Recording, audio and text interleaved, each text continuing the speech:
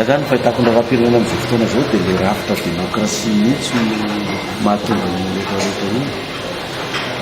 Zavaiko zany hoe le rafitra demokrasia tsika firenena malagasy zany mifidy ny rafitra demokrasia io. Dia misy ny Sénat dia misy ny Assemblée. Dia io ny toerana hoe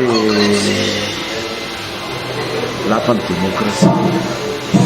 Dia tsy gaga zany raha ohatra hoe misy lalàna lamino amin'ny Assemblée, hoe lany foana zay lalàna mandeha amin'ny Assemblée, ary zay lalàna alefa ny fitondram-panjakanao dia tsy maintsy lalàna ho apetrany na iza mitondra iarovany fanjakana zay entiny zany ahafahany manatanteraka n'izay programme. Dia le demokrasia zany mahatonga ny hoe na misy lalàna apetraka eo dia na tsangatanana nanaovana io na latsabato miafina dia ny solombavam-bahoaka amin'ny ankapobeny dia sy mitaingina soavaly maty zany fa tsy maintsy zay fitondrana ihany. Dia jereo fa ngetra amin'izay fa zay foana le izy. Izay le demokrasia ampiasaintsika zany dia tonga amin'izay. Dia io zao raha le lalàna zao ny fahitako anazy le lalàna lany momba ny fampihavanam-pirenena dia io zany tsy afaka milatsaka zany filohan'ny rojerina sy filohan'ny tetesany. Tsy afaka milatsaka izy ireo, tsy maintsy hitsanganyireo anakorotana ilay fanjakana zany. Satria teo zareo dia nilaza hoe miandro fifidianana 2018 na ny tokony ravaly na ny tokony andro rajeo.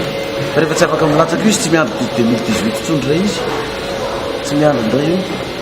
Dia faharoa makaraka an'izay kio, raha ataondray ary hoe afaka milatsaky izy mirahalahy reo ka izy mirahalahy reo ny tonga deuxième tour, Flora Valomanana sy andro rajelo dia mbola korotana koa io. Zany hoe milatsaka izy roalahy reo korotana, tsy milatsaka izy roalahy reo korotana. Dia ina mahatonga zay le demokrasia ihany zay, le demokrasia ihany zay. Ina zany sosikevitra raha zany dia sosikevitra zany ty système demokrasia ty misy tsy mety amitsika. Tokony vaina ina dia za mahitana ny vanasa mba firesako tsy mety amitsika demokrasia. Io tangan-javatra jerevy tsara zao nareo mpanao gazety zao hoe tsy mahazo miteny, efa nareo mahazo miteny.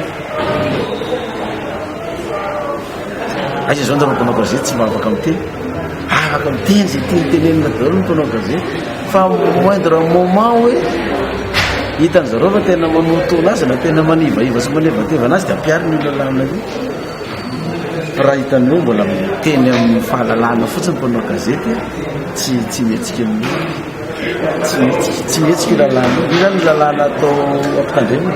Za zao mihaino radio na gazety mivoaka dia samy miteny zay tianytenenina na ny olona ary miteny zay tianytenenina daholo. Tsy mihetsika zareo fa rehefa tena hitany hoe mikitikitika an'le sezany any izy rehefa fanamborana ny Augustin Ndramanano izy zany lefa raha fahitako anazy fotsiny efa nisy fiantsonana atao amin'izareo anazy le teneny général Florence efa nisy fiantsonana atao izy tsy tonga mihitsy namazy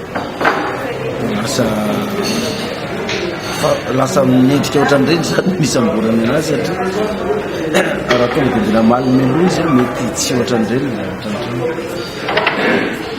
mety latsaka amin'ny za raha vao milatsaka fifidianana eto amitsika za